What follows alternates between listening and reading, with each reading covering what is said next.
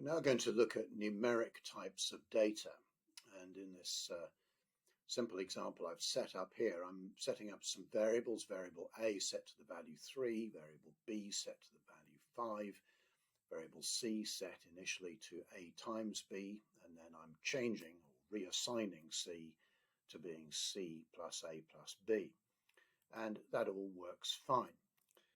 Now I'm going to change the value of C again. I'm going to say set C to A divided by B, and that parses okay. You can see the parse is green, the field is green, but as soon as I hit enter or tab to leave the field, it attempts to compile it, and I get a compile error, and this error message, incompatible types float to int. Now there are two types of numeric data in Elan. Float is short for floating point and is anything that can be, any number that can be fractional. And int is short for integer and is necessarily a whole number. And if you're going to divide any two numbers, even if they're both integer, and they would divide exactly like 4 divided by 2, Elan is going to say, well, since they're variables, I don't know what value they're going to be each time, so I must assume that the division is going to result in a possibly fractional number, in other words, a float. It's telling me here that A divided by B will return a float, and you're trying to put that into a variable that's been set up as an int. Now, what can we do about this? Well, there are several options. First of all, if what you're doing is mathematical calculation, then it's normal to work with floating point or float numbers most of the time. And we can ensure that these are all floats just by setting them up as 0.0 at the end. So now A and B are floats, and now the code compiles. C is going to be a fractional number. But there are also occasions where we want to ensure that we are working with whole numbers all of the time, with ints.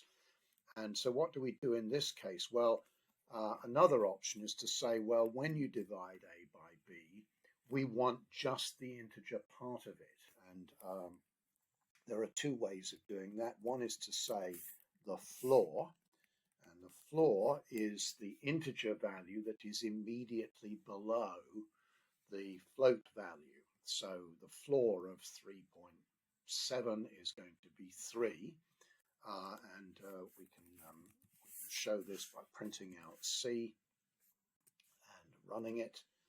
In this case, it's 0 but if I can also have the option of ceiling, and floor is what's immediately below the float number, and ceiling is what is immediately above. And if I run that, we get 1. Now, so far, we haven't seen the word int or float appear in the code.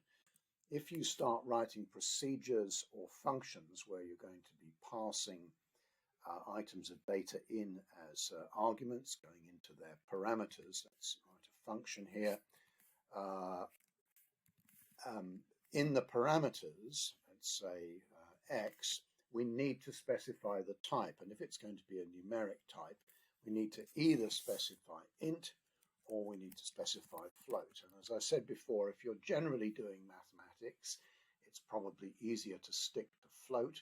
But if you know you want things to be an integer and you want the safety of ensuring that they're always an integer, for example, if you're going to use the value as an index into an array list, then you need to ensure that it's going to be an integer.